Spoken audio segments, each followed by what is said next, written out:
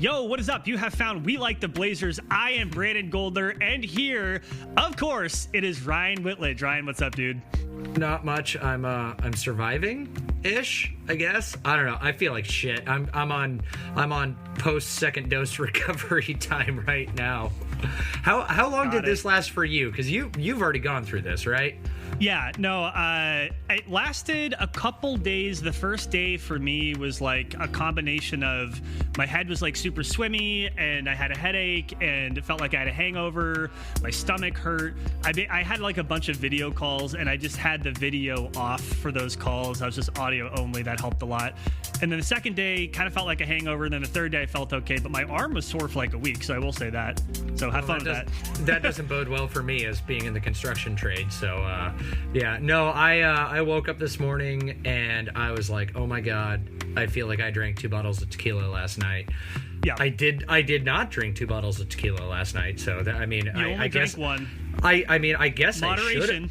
I guess I should have, so I could have taken advantage of it and just been like, hey, I know it's coming. But yeah, no, other than that, it just feels like my entire, like, I feel like I'm carrying like 3,000 pounds of cement in my bloodstream.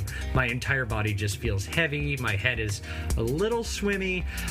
Flip side, I've heard worse stories from people that have been like, oh yeah, no, I got super chill, or like cold sweats, fever, chills, nausea. So if all I have to do is feel like a 500-pound individual with a hangover, I guess I'm winning. Yeah, and I would say like what you're describing, like that feeling of heaviness and kind of just blah, like, is it that you got your second dose of the vaccine, or is it just that you're like every other Blazers fan right now after that Suns game, which I'm sure we're going to get into.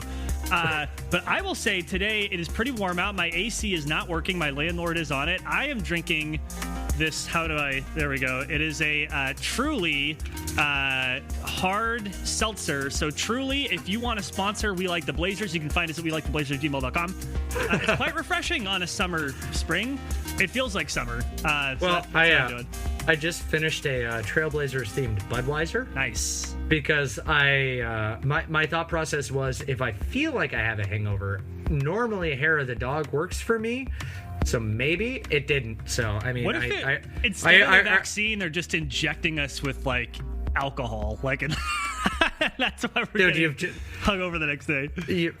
Then that's taking away the fun of the drinking, because part of the fun of the drinking is just the getting drunk. But now I will say, if you wanna shill some products, this Safeway Signature Select little drink. They have these on sale for like 68 cents for a liter. Oh, that's and it's almost nice. It's flavored sparkling water. I swear to God, my soda consumption in my life. Yes, it. Oh, I just got that. Took you so long. Again, I'm fuzzy. But no, like I am a massive consumer of soda, and the unhealthy kind. I drink Diet Pepsi. So like, as soon as the wife and I found these, we'll go to the store and pick up like 20 of them for like $16. Last us like 2 weeks. Freaking great. It's huge. But I would also, if you're in the market for something like that, I would recommend at some point, if you want to get a soda stream, because the good news about that is you're not lugging the stuff from the car. Like, we live up like on a hill thing, and we have to do on-street parking. Depending on how much parking there is, you have to go one way or the other. That's even steeper. And we were lugging up so much bottled water, and so we got a soda stream a while ago, and it's been working out great. I'm a first floor guy with his parking space 20 feet away from his door, so that makes it easier. Suck it, Goldner. Damn it. They need a soda stream, but for like hard seltzer, that would be. You probably could do that. You probably could, honestly. No, there's a hops thing where you can do customized seltzers, ciders, beers, hop. Just add the hops in. But the other anecdote I wanted to hit really quick, and then we'll get into the notes, is it's such a nice day out. I hadn't played basketball in a while, right? And so got the basketball, pumped it up, and I had in mind there's this park that's down on Corbett, about 2 miles from here. I'm like, I'm going to do what I did when I was a kid and like go on a run and dribble the basketball while I'm running and then go shoot hoops at this park. And I got there and the gate was closed and locked. And I was pretty disappointed, but I will say that like... They didn't get Kate Brown's memo yet? Apparently not. Apparently, Kate Brown said open up the basketball courts, and they haven't done it yet, and I'm pissed about it. I will say that, like, because I go on runs pretty regularly, that, like, the extra, both the brain power of like it reminded me of like the what you take for granted, the coordination of playing basketball, and if you haven't done it in a while, you have to think about it more. Like the cracks in the sidewalk, and like when the hills would kind of go up or down, you had to look for traffic, you had to look for people, and you're running and you're dribbling, and like my heart rate was like 10 or 15% higher than it usually was, and I was not even running as fast. So all of this is just to say, I feel like I'm ready to play basketball. I just need to get a good sense of where there's some outdoor hoops near me, and I don't know. I don't think there are any, so that's kind of a bummer, but oh well.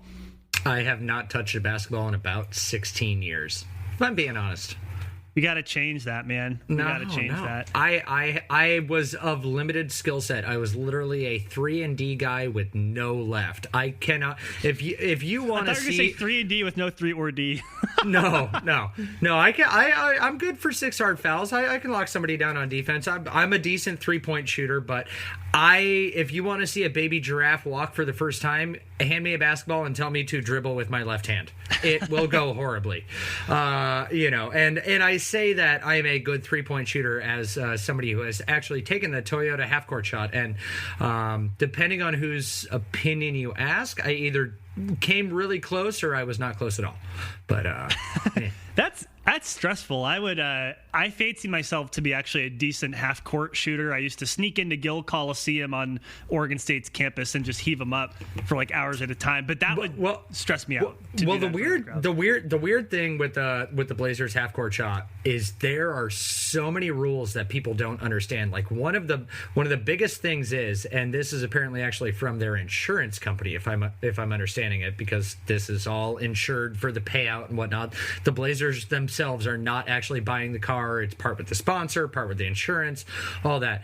If you even have the tip of your fingertip on video review cross the half court line, it is invalid because it is considered taking the shot after the half court.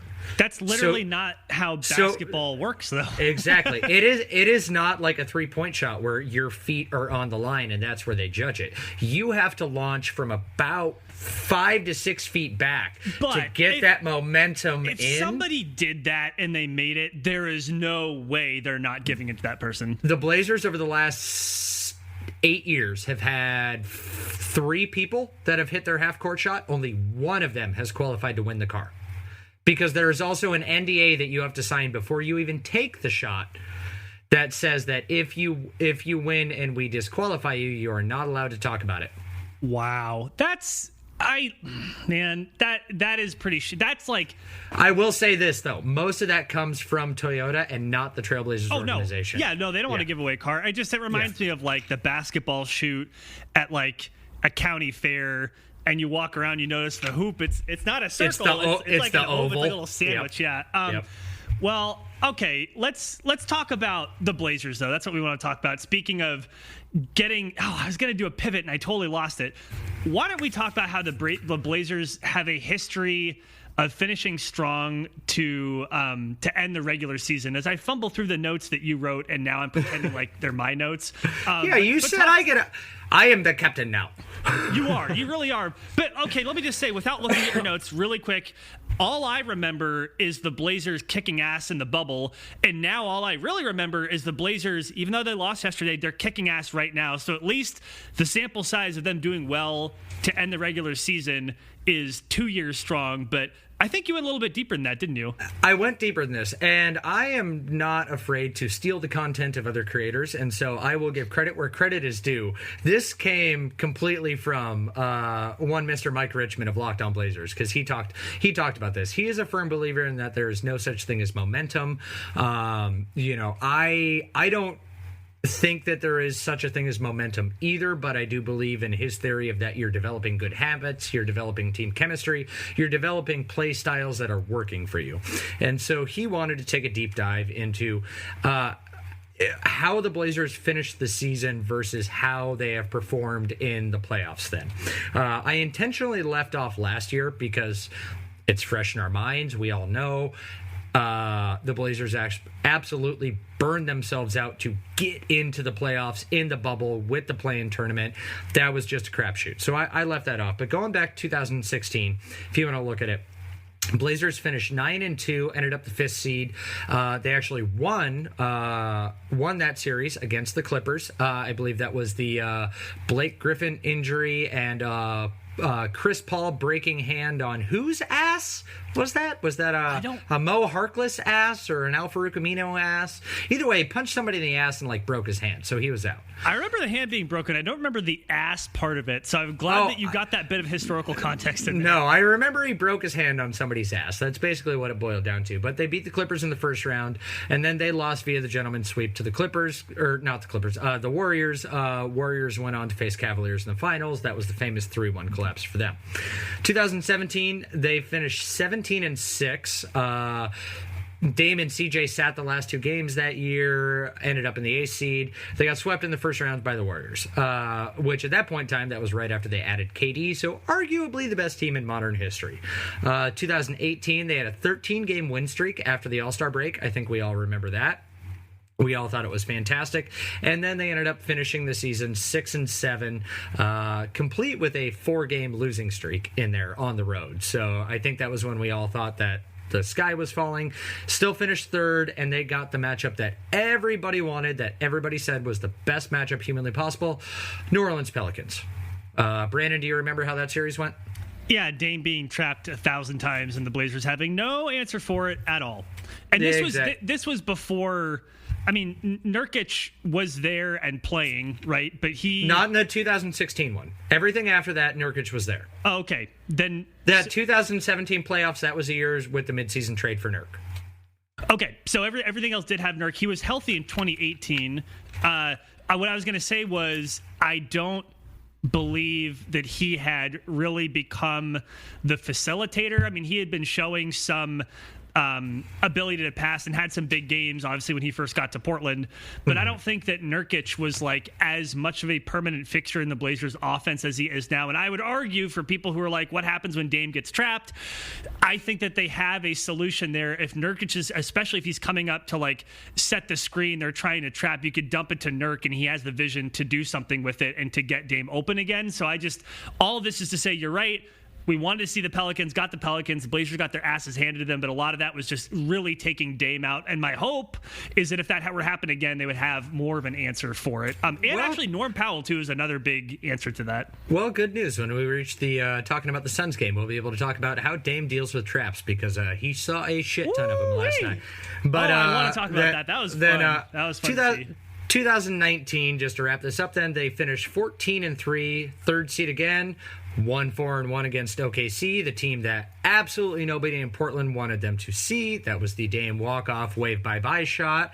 And then they won 4-3 against the Denver Nuggets. Everybody remembers CJ McCollum's and that 4 overtime Game 7 where Rodney Hood came off the bench after sitting for basically, 47 minutes of real-life time and helped them win the series. And then they made it to the conference finals and got swept by the Warriors because they were absolutely gassed. So... all of this is to say is that this is a mixed bag of a correlation of like how well you're playing to end the season versus what your postseason results are. And also a mixed bag about like if you want to matchup hunt, us as our keyboard coaches, as I call it, we need this. And like as my pivot point to getting into talking about the Suns game and what possibly went wrong and whatever, as that game is going on and everybody's thinking and the Blazers make their comeback and we're like, holy shit, this is happening, insert gif of Michael Scott going, this is happening, and everybody running out the door. 100%. Everybody's like, okay, great, we win this game, we secure our spot out of the play-in tournament, and then we can rest against the Denver Nuggets. Okay, so basically what you're telling me is that the plan was that you wanted to win against Phoenix to secure yourself going at least at worst 1-1 over the final 2 games if you're going to rest over the Denver Nuggets. Okay, you didn't win against Phoenix, so now you're looking at it going, okay, we'll probably be able to handle the Nuggets because, for one, that's a preferred playoff matchup that everybody wants, and then we'll end the season going 1-1. How's the sky fucking falling if you're finishing the season with the same regular record? Well, it's not. But let me ask you. I have a couple comments to everything you just said. But the first I hope you do. It's a podcast. I don't just talk to myself. That's true. You do that the other 23 hours a day. What is the logic that people have? What was the logic behind if the Blazers beat the Suns that they could just punt the Denver game? Explain that to me, because I have a strong opinion about that. Because that's the last game of the season, and it's magical. And we've seen them do this before, where they've punted the last game of the season, and Anthony Simons came out and played 48 minutes and lit the world on fire. So why would that not happen again? Okay, that doesn't make any sense. Do you have a different, I'm not saying that you're the one arguing for this, but is there a different... Not that I've heard. Okay, well, that doesn't make any sense. Here's what I will say, though. There is a certain Blazers media personality who will remain nameless, because I do not want to give them any more coverage, who suggested that because the Clippers may be such a poor matchup for the Blazers, it'd be better if they just went to the play-in. Come on. What the fuck are you talking about, bro? I'm friendly with him. Call out Chad. It's Chad. I am not. We're bleeping that out because I'm not even trying to get on anyone's side who has a platform. I'm just saying that is an awful idea. Let's take a look at who may be in those 8, 9, 10 spots. You have the Warriors, who are playing like gangbusters, and Steph Curry's like a legit MVP candidate. He can go nuclear at any time. You have the Spurs, who are coached by one of the greatest coaches in the history of the basketball game, in the history of basketball, and Greg Popovich. And then you have the Memphis Grizzlies, who are also playing really, really well. Like you right now. This is a terrible idea. There are people who are on my timeline saying, no, actually, that's great, because the thing is, if then you lose, then you get the 14th pick, because if we don't get to the lottery, then we owe our pick in the Covington trade. That 14th pick doesn't do any good when you're trying to maximize games prime. It doesn't have any trade value. This is an awful idea. The only thing the Blazers need to be concerned about right now is winning as many games as they possibly can. They have one game left. They should try to win that game, and I would argue that whether they'd beaten the Suns or not. Now, we could talk about matchups. First of all, do you have anything to say about that rant? I'm so pissed about that. It's the dumbest thing ever. We'll get to the matchups. That's a little later down in the notes. But in that rant, it's trying to justify the getting into the play-in tournament. It doesn't matter what your possible matchup is. It doesn't matter if for some reason you want to draw the Phoenix Suns, because, again, we just saw that game last night. That was basically a playoff game, and they're missing DeAndre Ayton. So, and you think that's your best shot just because it's not a team named the Clippers? That's idiotic. 2, 5 days rest, 5 days planning, 5 days of practicing. You get the opportunity to get a break and collect your thoughts and go into a playoff matchup, regardless of who the fuck it is against, prepared, as opposed to having to play a team in a play-in tournament. If you win, then you get a little bit of rest. If you don't, you have to suddenly turn around and prepare for another team, which would probably be the Lakers or the Warriors. The Grizzlies or the Warriors. That is not giving your coach. The Lakers, that is. Well, in the event that the Blazers end up in the play, and the Lakers are most likely the 6th seed, right. So that's the most mathematical thing. So you're either going against the Grizzlies who hate you, or the Warriors. Them in the playoffs when they actually got there. Exactly, and so that's just an idiotic stance of. It's a terrible idea. Of that, I want my team to go into the play-in so that they can make their way into the playoffs, rested or unrested. Not as healthy as they could be, and unprepared. Sure, sounds like a plan for success. I think you put that really well. It's wild. And here's the last thing I'll say about it. We've taken enough time to talk about this. I've gotten mad enough about it. There are times when people in, whatever media field you're in, sometimes I do it, will just say things not because they believe them, but just to rile Stir people the up. pot. Now, the difference, I think, and I'm not trying to say that I'm so holy or whatever, because I'm not. When I do stuff like that, it's pretty obvious that I'm being sarcastic or dumb. This person passed this off as a I don't think you're going to like this, but here's what I actually think. You don't actually think that, because it doesn't make any sense. Anyway, that's it. I'm glad that we got to hit on this. I will say I like this person But if you want me, and I am friendly with him. Fine. I have a good relationship with him. But if you want me to make a comparison of some sort, Colin Cowherd got his career out of being hot take guy here in Portland. Yeah, and I guess I can't knock the hustle, right? Like at the end of the day, that's what it is. That's so what it is. Good for them. Okay, let's move on. All right. So the Blazers got an amazing win against Utah the night prior. This Suns game, it was never going to be easy, beating basically the top two teams in the league, let alone your own conference. On the road, back-to-back. On the road, back-to-back situations. But the Blazers almost freaking did it. Should have done it. Does that mean anything to you? Like, well, I think, are you inspired, uninspired by their play? What? Yeah, I'm encouraged. So as much as I was slightly, this is so funny, I was slightly discouraged by how they looked at Utah.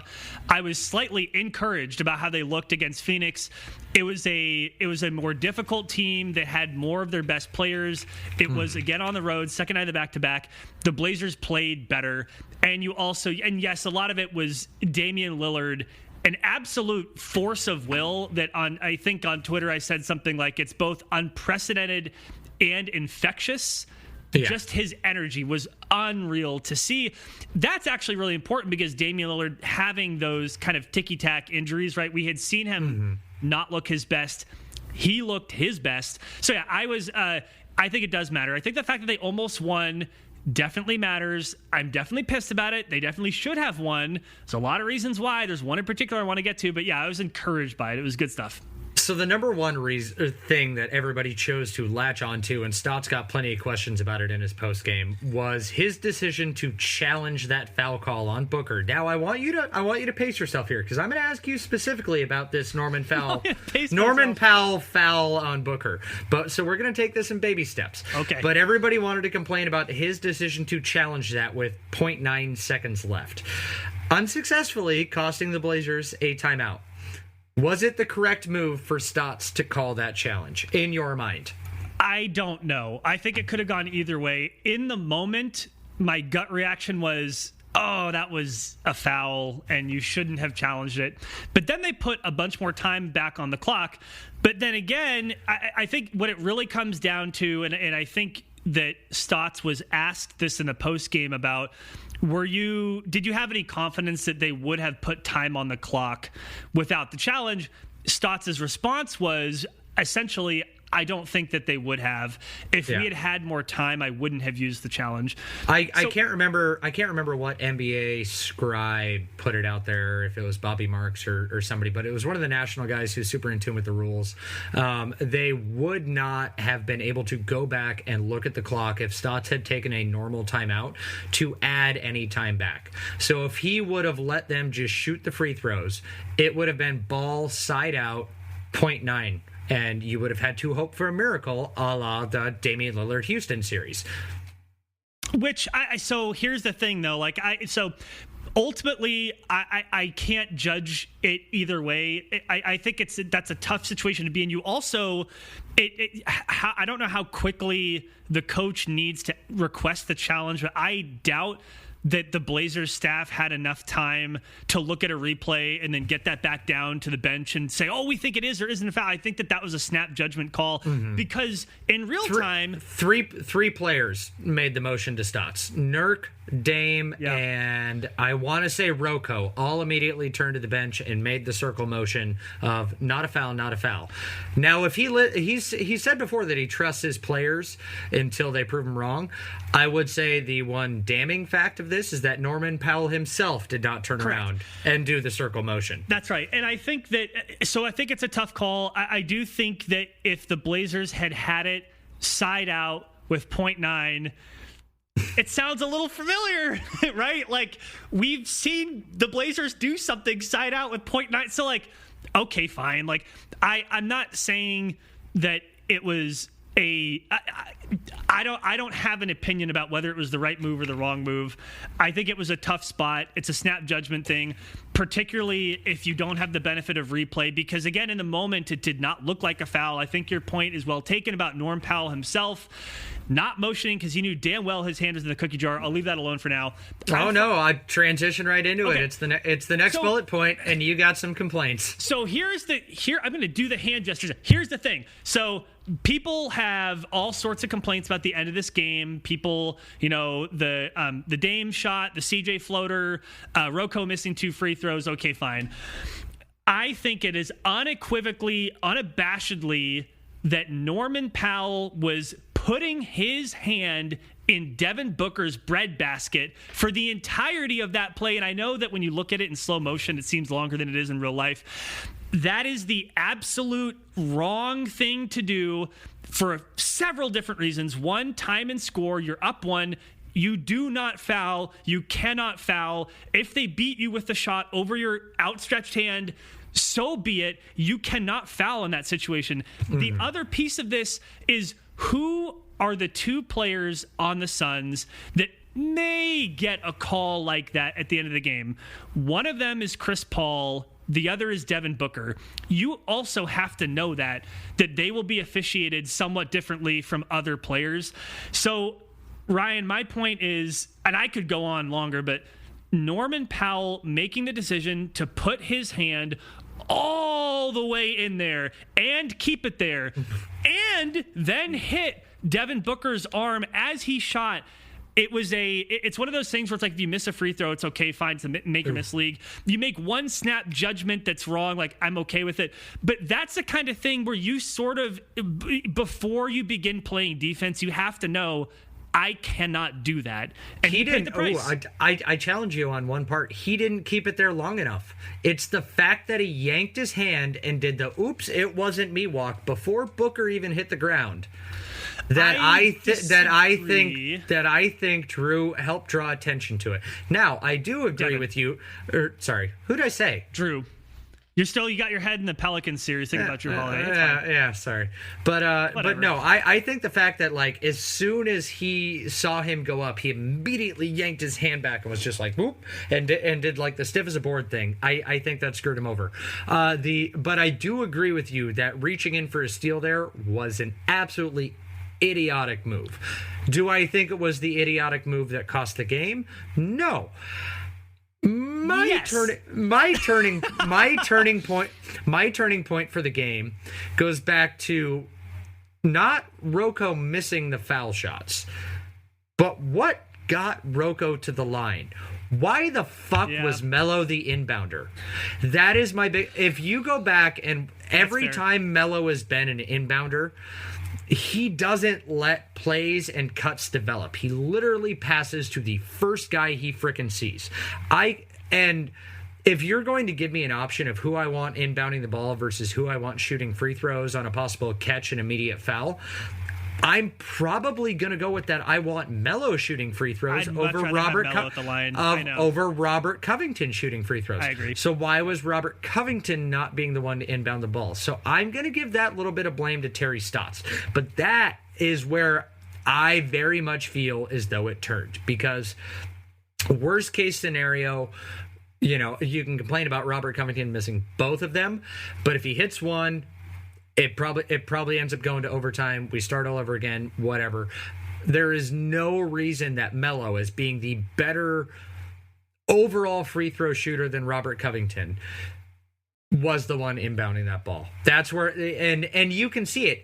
That play just started to develop. Dame shadowed to the backcourt a little bit. CJ kind of held back, and Robert Covington showed strong. Nobody had yet cut. They had made their initial moves, and Melo was just like, guy, ball.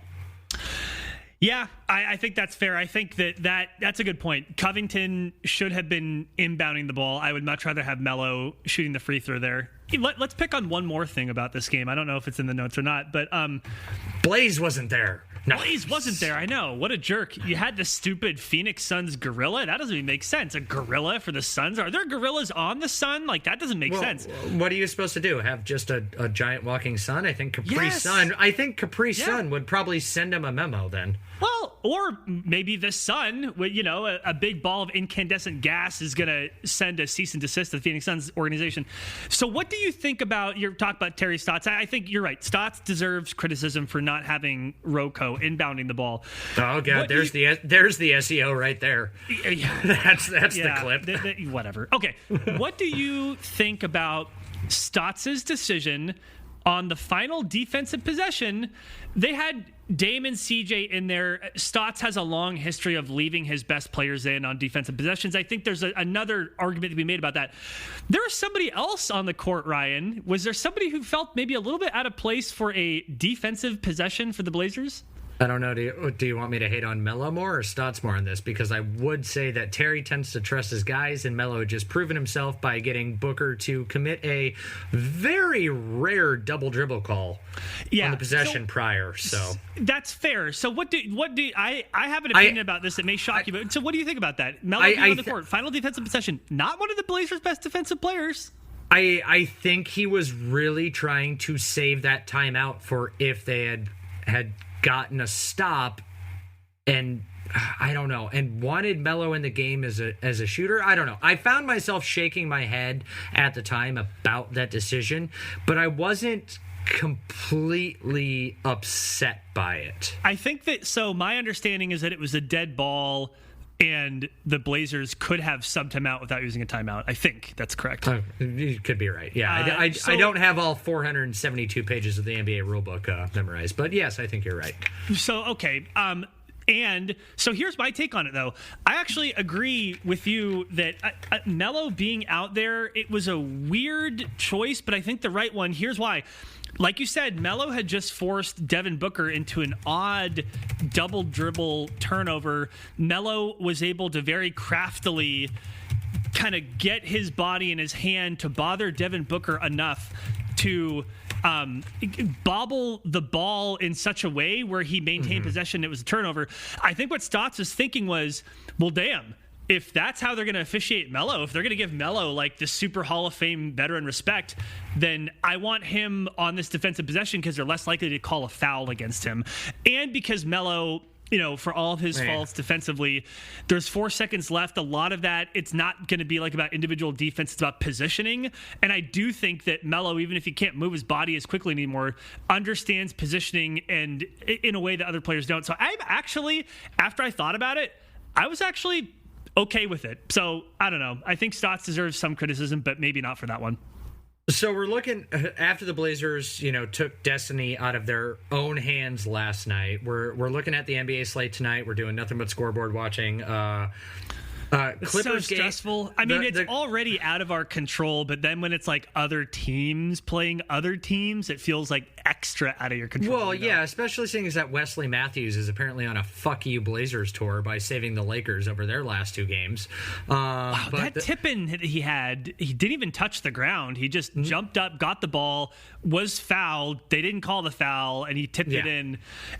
By the way, I don't know. I love seeing Wesley Matthews succeed. It honestly, like, he deserves it more than, like, as NBA players are blah, blah, blah, blah, blah. I like Wesley Matthews. I don't care if he plays the Lakers, like, sue me. Like, I think he's great. So he used to be one of my favorite Blazers. I didn't necessarily care. I understood it when he went to the Mavs. But my wife has long maintained that if she were to leave me for any celebrity, it is Paul Rudd, number 1, and Wesley Matthews, number 2. She finds both those people to be the sexiest human beings on the planet, which, wow, that is quite the spectrum. But so the fact that my wife would She's also not wrong. Like, well, the fact that my wife would now technically voluntarily leave me for a Lakers player, that just cuts my soul even farther. So yeah, but like, if I'm Wes Matthews, like, second round pick, blows his Achilles right before he gets undrafted. You're right. Undrafted, blows his Achilles. Okay, fine. His career earnings are saved by Mark Cuban. Like, whatever. At this point in his career, he can play for whoever he wants. It's fine. He wants to get a title. Good for him. Get it. Like, I'm cool with it. All right. So, anyways, the Clippers are playing tonight. It came out a little bit ago that they are resting absolutely everybody of consequence with a name on their roster. They're playing Houston. Houston, as we've seen, I mean, the Blazers just played them earlier in the week. It got a little dicey, got a little interesting in that game. They almost ended up beating the Lakers. I think that was in that Wesley Matthews game that we were just talking about. So they're a scrappy bunch, and so Denver could still possibly be motivated to win on Sunday if they want to be in the 3 seed. Do you think Denver has any desire to be in the 3 seed, or are they matchup hunting themselves? So here's the thing. When you look at where the standings are, there is so much, even with only a couple of games left, there's so much room for so many teams to move that you then get even more permutations of matchups than you do numbers of teams. So like you just said, the Clippers are a game up on the Nuggets, but if the Clippers lose tonight, they're resting people, and the Nuggets win, then they're tied. And then you're right, then maybe the Nuggets have motivation. Then you have at 5, 6, and 7, you have like a morass there. Then you have a morass at 8, 9, and not at 10, but between 8 and 9. So my point is, right now, I don't think I know that no team can really, of those teams, can really pick their opponent. There are too many variables, right? So it's like, it makes sense to me that either you're going to prioritize rest, which the Clippers are doing, and just say, look, we're going to rest. We need to, especially Kawhi Leonard having that history of, quadriceps tendinopathy. We're going to rest him and prioritize rest. Or you say, we are going to go as hard as we can, get the highest seed possible for the home court advantage in future rounds, plus also maybe fine-tuning your team and getting them mentally prepared for the playoffs. But I don't think at this point there is no way that these teams can try to pick their opponent, whether you're in the top half of the conference or the bottom half of the conference. So there are too many variables as of right now. Well, especially for the 1 and 2, because they have no clue how the freaking plans are gonna pan out. That's right. You can assume that, yeah, sure, it'll probably be Warriors, probably be Lakers coming out if there are other teams in there. But at the same point in time, it's like, all right, the Clippers are resting absolutely everybody tonight. Is that their official sign that they're packing it in for the rest of the season? Are they going to rest because they got 2 games left?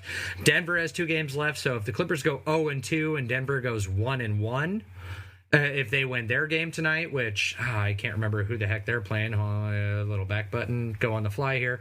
If they win their game tonight against Detroit, okay, that's not going to, or that'll probably happen. That will definitely happen. The worst team in the East. So, they win their game tonight, and Clippers finish off. Well, as you're looking, what is the tiebreaker between the Nuggets and the Clippers? I do not know the answer to that. I don't know either, but I think I remember seeing, because Matt Moore, Hardwood Proxium, put out all of the freaking playoff scenarios, and I think it was like 2.5 pages deep for just the Blazers. But I want to say that Denver owns the tiebreaker over the Clippers. So, but basically, it boils down to, if the Clippers go 0-2 and Denver goes 1-1, Denver's the 3 seed, as far as I know. Perfectly willing to be wrong on that, but that's my understanding of it. So it's how motivated are the Nuggets in their game against the Blazers? Are the Nuggets, here's the other thing, now that the Blazers lost, everybody in Portland is saying like, oh no, we want to avoid the Clippers. The matchup that we want is the Blazers. How do we know that the Nuggets don't want the Blazers too? So if they think that, okay, if Portland wins, we're looking at the rest of this schedule. If we can move up to 3, then we'll get them in that 3-6 matchup. There's just all these permutations going too. And then on the flip side, you want to look at that. Frank Vogel, he just came out today and said that he's unsure if he'll see his full team together before the playoffs play-in even starts. Right. He won't get, if he's not going to get his full complement of guys back over the last 2 games for the Lakers. So are the Lakers packing it in and just now preparing for the play-in? What the hell's going on there? I think so. I'll say the Lakers are legitimately injured, right? There's something's going on with AD. And we know that LeBron is suffering from this high ankle sprain, and so they're actually hurting. I think as of tonight, as we're recording on Friday, May 14, we will know more after this slate of games tonight. We'll know even more after Saturday, right? And then obviously, you keep saying Saturday. It's Sunday. You even got called out on Twitter for that. The games are hold on. Today is Friday. Tomorrow's Yes. Saturday. We'll know Okay. more after Saturday. And then, of course, Sunday is the last day that we have games. And that's, you're right. The Blazers play on Sunday. I did get that wrong on Twitter. Good call. But my point is, as of today, people cannot pick their opponents. There are too many variables. As of today, my thought is your decision making has to be you're prioritizing rest, you're prioritizing getting ready. The other way to look at this is that maybe, well, teams obviously have pretty large staffs, right? There's somebody who, like Matt Moore, is going through and kind of telling the GM and the coach, okay, here are the possible matchups. If this happens, then we can do this. So maybe there are like chunks of this chunk of possible opponents is more ideal than this chunk of possible opponents. Maybe that could be informing their thinking. All of this is just to say, though, if it's me and I'm Portland, there is, I mean, not to go back to what we already talked about, but I'm just saying, like, you're trying to win, period. So Yeah. I do wish there was more we could say, though, about the possible matchups. This is too complicated right now. There's the other fun wrinkle, too, of, it's not been talked about, but in a normal non-COVID, non-protocol, non-limited capacity, limited staff kind of season, teams over the last 2 weeks would have sent out some of their, scout coaches, video coordinators, all those kind of guys to go and watch teams that they're most likely to match up with. Are those guys out? Are they going and seeing these games, or is everybody just sitting in their office and watching, videotape? That they're not going to get the same kind of videotape. They're getting what we see on TV versus, what they would get seeing things live in an arena. So how much is that affecting prep? How much is that affecting what you want to do as far as people that are matchup hunting? How's that going to play out in the long run then too? Yeah, that's a good point. And I think the answer is that we don't know. I mean, this has been an odd season for so many reasons. That's one of them. Yeah. And yeah, here's another, just a thought that came into my head. I wonder how the crowds will help or not help. It's something that I asked Nate Duncan and Danny LaRue. They did a locker room chat for the Dunked On podcast a while ago when Dame made the comment about not having fans in the arena. Of course, since then, the Oregon governor has allowed the Blazers to bring in, I think, about 2,000 fans into the Moda Center. Yep, 10%. I would suspect that that guidance may change, and the Blazers may be able to bring more folks. And I'm not a public health expert, but I will say that over the past couple days, seeing that CDC guidance saying if you are vaccinated, then you can no longer need to wear a mask in most situations and no longer need to physically distance from people. That's really important. And also that in Oregon specifically, that if Oregon gets to 70% vaccination rate for the state on the whole, that most of the COVID restrictions will be dropped. So we're seeing a very quick turn towards, okay, we're loosening up restrictions. It's happening, honestly, a little bit faster than I thought it would. And it's really exciting on the one hand and sort of almost surreal on the other hand. All of this babbling is to say there are some states that have a lot more fans than 2,000 in there right now. And I just wonder how much of a home court advantage it may be if the Blazers play a team that has many, many more fans in the arena than another team, because I think that isn't Los Angeles was the last team to allow fans at the Staples Center, right? Which is why they delayed the ring ceremony for the Lakers. Yeah, but outside of the Blazers, yeah. I think they waited even longer than the Blazers did. I think the Lakers were the very last, which would make sense because they're a giant metropolitan area. Like, I get it. Technically, you could say Oklahoma City, but even though they had the okay, they decided not to. They are not. They still don't have anyone. They were so focused on the tank. They're like, we don't want to let anybody in here. Yeah, they're like, nobody wants to see this shit. We don't. Well, next year we got this. It's fine. That was actually really funny and sad. But well, I'll sharpen my thought. Let me ask you a question. Do you think that it matters if a Blazers opponent has many more fans in their arena than the Blazers? If the Blazers only have 2,000, but their opponent has 10,000, do you think that matters? Is that fair? Do you think that's complete bullshit? If it mattered, then the Orlando Magic would have the same record as the Miami Heat.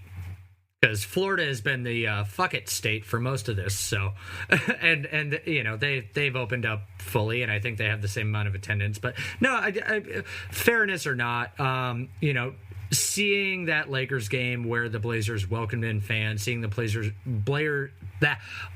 players' reaction. There you go. Damn COVID. Or not COVID. COVID vaccine. Don't blame it on the vaccine. Do not blame your fumbles and stumbles on the vaccine. Although that is funny. It's kind of like I get 1 day to do it. You let me have this, you asshole. Did you ever watch Curb Your Enthusiasm? I hate to do this. Never seen a single episode. There's just one episode where his mom dies. And then he uses oh, my mother died. I can't make it to the he literally, it's like a get out of jail free for Larry to like not do anything with any of his friends. Is it wrong that when my mom passed, I maybe used that excuse for longer than I should have for certain things? Look, I mean, in all seriousness, people grieve in different ways, and there's nothing wrong with doing that. But just to say that you can only, I think you said it, you can only use the vaccine as an excuse today, and then you're done. So, okay, fine. And my wife didn't. My wife, when she woke up and she saw me, she's like, "Yeah, you're such a crybaby," and I'm like, "But I'm cold." No, hey, I mean, it really, it hits people differently, and again, like I was prepared, but it definitely, that was the sickest I've felt in a long time. And, But to bring it back to it, no, I don't think that the number of fans, but the point I was trying to make is that just the energy of any fans in there, outside of it being, family that had previously kind of been allowed or whatnot, any fans in there, any environment like that, I think provides a boost and provides help. I mean, is there a difference between 1,900 people in a 19,000 seat stadium versus 19,000? Yeah. Are you still able as a professional athlete to draw off the reaction of the crowd and have that possibly help swing momentum, motivate you, give you a kick in the ass? I think as long as, for lack of a better term, I mean, like, if a player can turn to somebody and, hit a big shot, turn to a fan in the stand and do like a, "Hey, you up there," and they point back and they're like, "Yeah," that is enough from what we've heard of professional athletes to kind of be like, "Fuck yeah, let's go." So those cardboard cutouts aren't really pointing back at you. Although, no, that really creepy one that's staring at Brooke from the car is really starting to weird me out. Or they got the Michael Holton cutout sitting in the car and he's just glaring at her from a distance. That's what you do if you're a cardboard cutout. I will say this: you brought up an interesting point. With fewer fans in the arena, I would love to see maybe we can rally Blazers Twitter to do this. We have enough people who have tickets. If you can coordinate enough people, you can really get the chance to make it to the court because you have less of the extraneous people just screaming, right? So it's easier to coordinate, let's say 20, 30, 40 people and really make that chant known than in normal times. So maybe that's the thing there. Maybe we just need to get people to, That would be awesome, but I am also 3,000% on the Dave Deckard train on his latest Dave and Dia edition of the Blazers Edge podcast. He really wants to see 1,900 people do a wave, and I want to see that done as well. That'd be less of a wave and more of a burbling white water at the end of the wave. Perfectly fine. Just give it a solid A+ effort. Let's see if we can do it. Maybe 2 spins as a try around the arena. Just get it done. Come on. All right. So with all these playing scenarios, possible matchups, is there anybody that you actually want the Blazers to play against, and why? As you nod your head like a kid on Christmas. 2 words: Nuggets. Injuries. So the Nuggets have been doing really, really well without Jamal Murray, right? But Jamal Murray is their second best player. That really, really limits your ceiling as a team, particularly in the playoffs when your rotations get so short.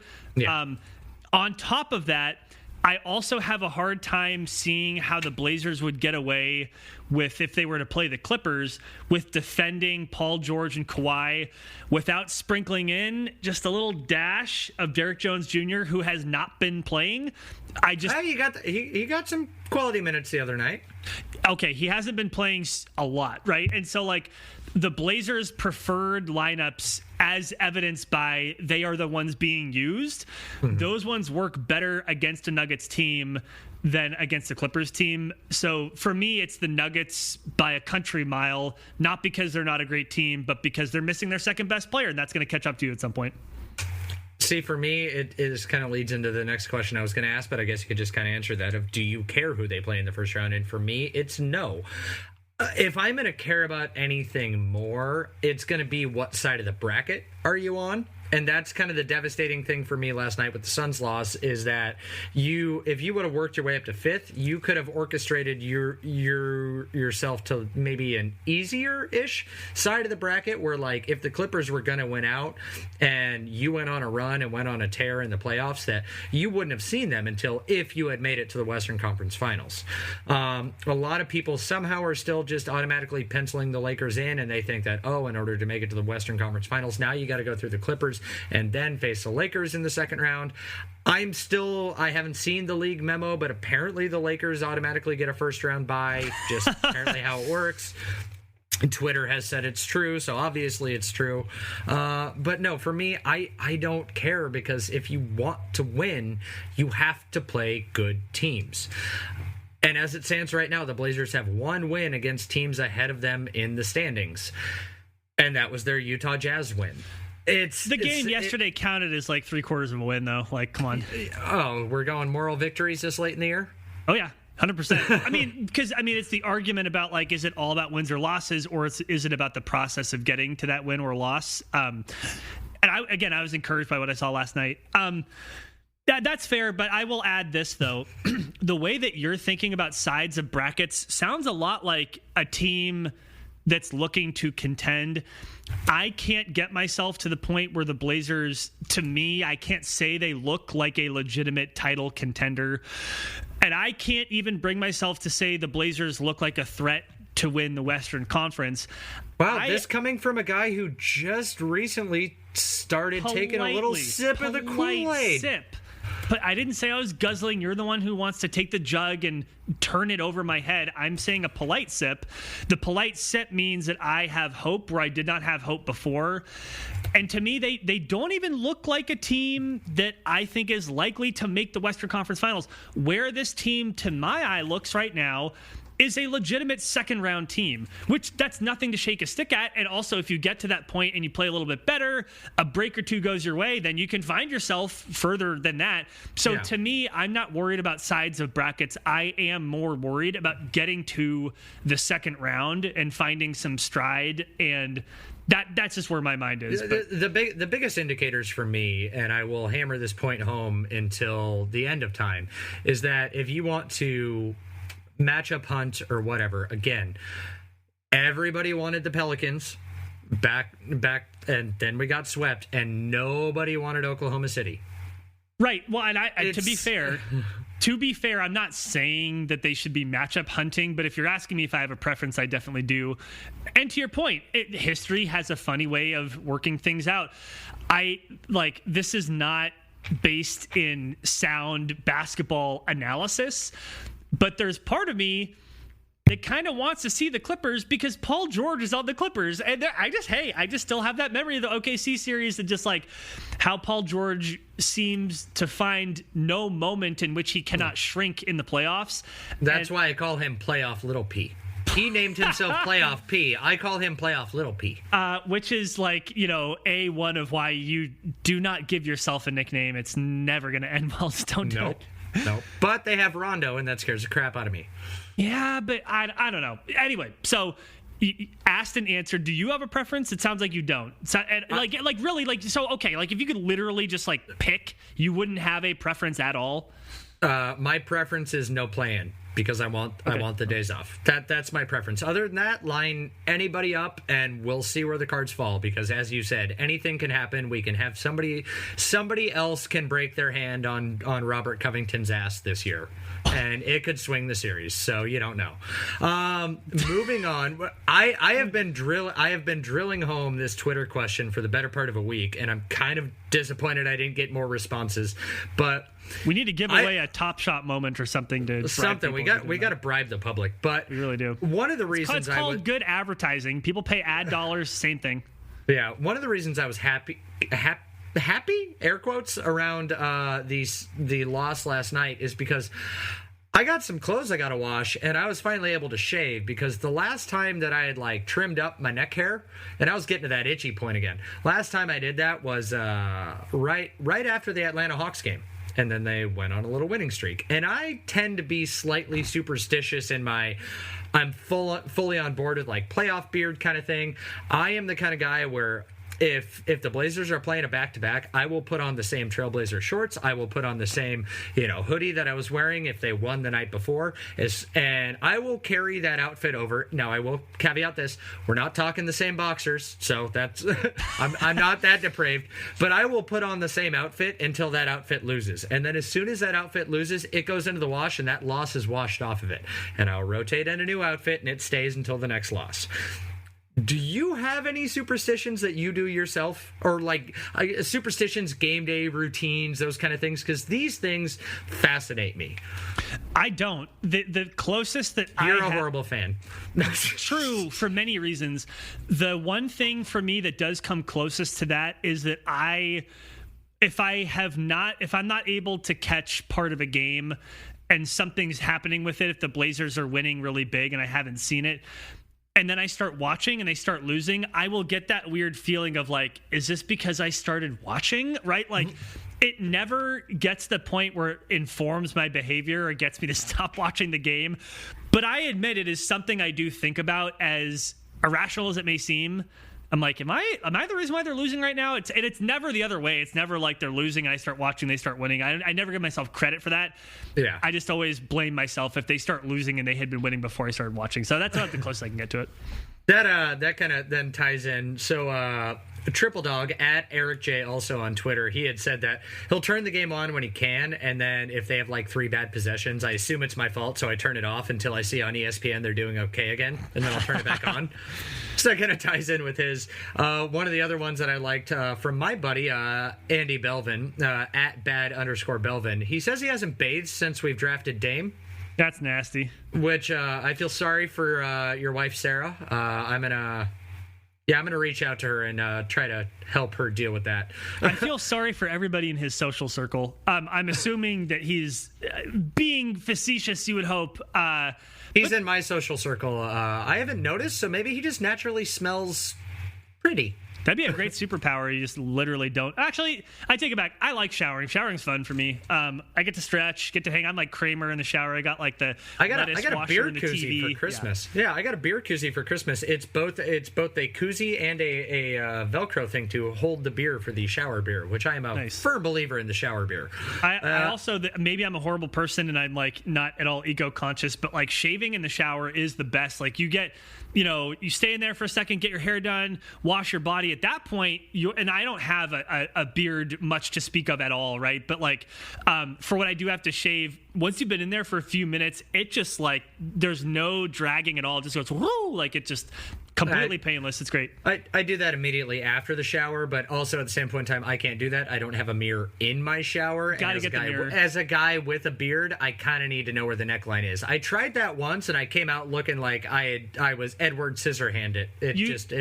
The mirror in the shower is a game changer. So I have one that has like the little thingy that you can hang the razor on, right? And so, huge stuff there.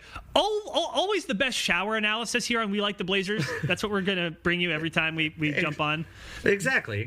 We give you our bathing habits, so there you go. And then also with my game day wear, my underwear habits. So, God. And the last one that we got was from Cassidy Gemmett, who we all know from the We Have a Take podcast at Cassidy Gemmett. She says, "Owa's wearing Blazers gear by game time," and I think that she knew that Tara / Team Mom wouldn't end up chiming in on this on time, and she says, and hoping that Terrebonne Biggs ate at Killer Burger before the game. So I'm assuming that is their superstitions and whatnot. But it always fascinates me about that stuff. One other little thing, and it just popped into my head. It's not related to the game day superstitions or whatnot. I'm a big proponent of listening to 1080 The Fan. I listen to most of their lineups. Normally the day after the fact, I listen to them on podcasts at work. And I got a bone to pick with Andy Dirt Johnson of the Dirt and Spread Show. He was complaining about the Houston game because after that 50-point first quarter, he was like, great, I'm not going to have to watch the whole game. I can go to bed early. I don't, but he is also a diehard Blazer fan. I don't get that. How can you sit down? You don't have to watch every game, but how can you sit down to watch a game and be like, oh, okay, they're probably going to win this, and turn it off? I don't know. The most I will do is maybe I will start like folding laundry in the background or maybe doing dishes, but I'm still looking at the screen and watching the game. Yeah, I like watching the whole game, even when the outcome is clear. I still like seeing it if I'm able to catch the entire thing, and particularly if it's a win. Like I like feeling that residual. Oh yeah, like. The more time you can spend in front of the screen when the Blazers are leading, I think the better. It kind of recharges your disappointment-o-meter for when you're inevitably disappointed again. It helps you bounce back from that quicker if you're able to soak in all those good vibes. So yeah, I'm with you. I don't like... And my one complaint about it is that he's like, I think I called him out on Twitter, and he's like, man, I got to work early. I'm like, okay, well, your radio show's at 6 a.m. You got to be into the station by at least 5:30, and I know that because I'm buddies with Sprague, so I know what time they get in there. Shout out to Oregon State University alum Brandon Sprague. Two Brandons from Oregon State. I think we graduated close to the same year. Anyway, everyone loves to hear that. Yeah. As a Ducks fan, I love it. Yeah, it's great. Good job. Boo. Good job, you guys. But no, and I'm like, dude, I work in construction. Normally, I mean, on normal job sites, I'm going from Vancouver to Hillsborough, and I got to be there at 6 a.m. And I'm sticking around to the end of the game. You can stick around when you got a 5-minute freaking commute in Portland. Yeah, and so I also, I mean, part of their job, right, is to stay up on the game. So I would say that that's another reason why you might want to stick with it, just in case something weird happens. I will say this, though, that like the same way that different people react to the vaccine differently, different people react to not having sleep differently. Like there are some folks who can get by with 5 hours of sleep and be okay. Yeah, that's me. I will raise my hand on that. I am regularly asleep by 11 and up by 4.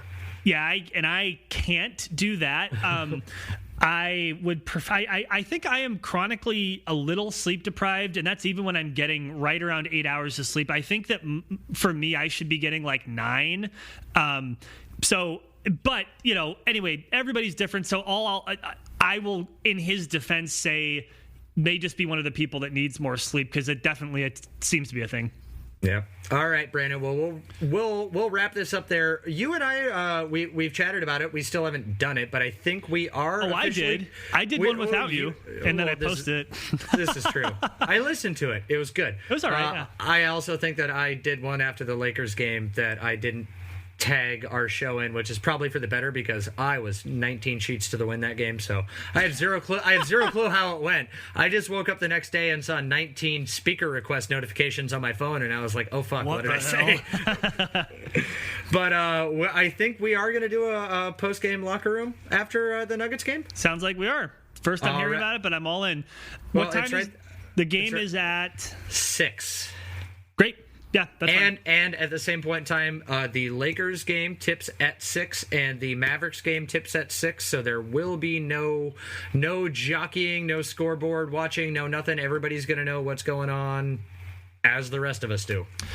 Yeah, that's huge. And then as for tonight, if you're listening to this on Friday, I am going to send all my positive vibes to Gary Trent Jr. I hope he goes for 70, because the Raptors are sitting a ton of people as they're playing the Mavericks.